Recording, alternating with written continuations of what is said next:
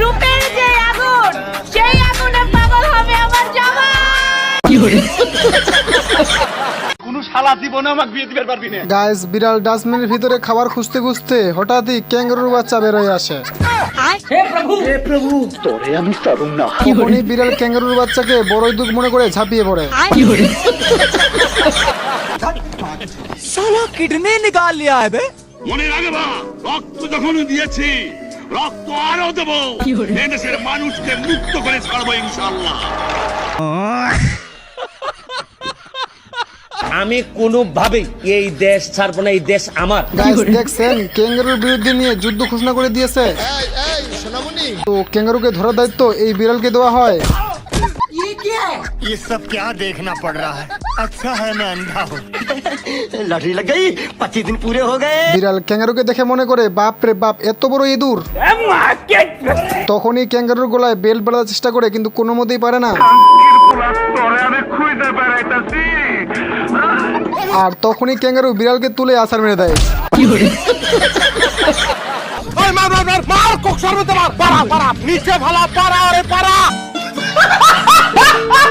কাম যে করব মনে তো আনন্দ থাকা লাগবে। জুয়েন মানুষ ঘরে বউ থাকবি, আনন্দ নিয়ে কাম করব, সেই আনন্দের ব্যবস্থাটাই তো হলো না। আর তখনই একটা সুন্দরী মেয়ে এইখানে চলে আসে এবং জামা খুলে পানির মধ্যে ঝাঁপিয়ে পড়ে।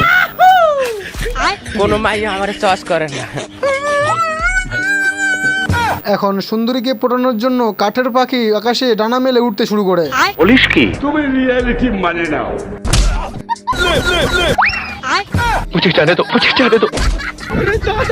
আর তখনই এই বলদের পিছন দিয়ে সুন্দরী পাখি কোমর মটকাতে মটকাতে যেতেছিল। আর তখনই সুন্দরীর পিছন পিছন এই বলদও ঘরে ঢুকে যায়। এই বলদে জানালা দিয়ে খেয়াল করে দেখে সুন্দরীকে খাঁচার মধ্যে বন্দি করে রেখেছে। আমার রূপের যে আগুন, সেই আগুনে পাগল হবে আমার জামাই।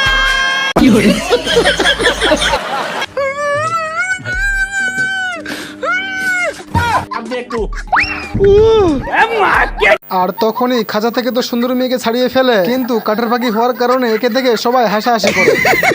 তোরে আমি পারুম না।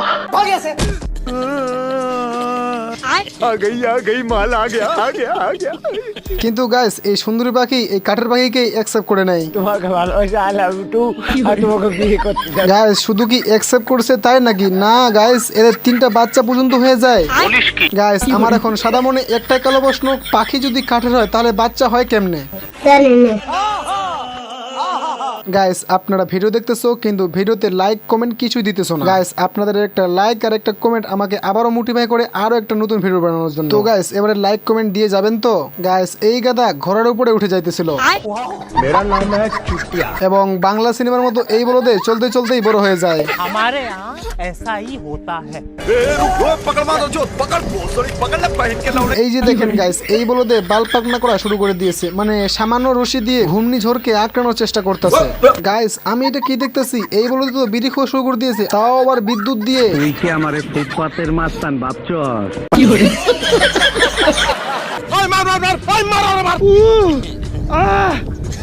গাইস, খেয়াল করে দেখছেন, 2 দিন বৃষ্টি না হওয়াতে মনে হইতেছে বাংলাদেশটা মরুভূমি হয়ে গেছে।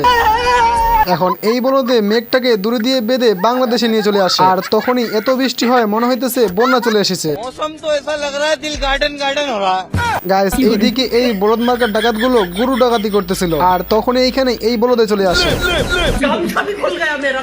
আর তখনই ঘোড়া গাধা আর গরু মিলে চলা শুরু করে। তো যাই হোক, এরা চলতে চলতে মরুভূমির মাঝে চলে আসে। पानी नहीं मिलता, सारी रात पानी के लिए परेशान। আর তখনই এই বলদে একটা কাঠের সাহায্যে মরুভূমির মাঝে নদী তৈরি করে ফেলে।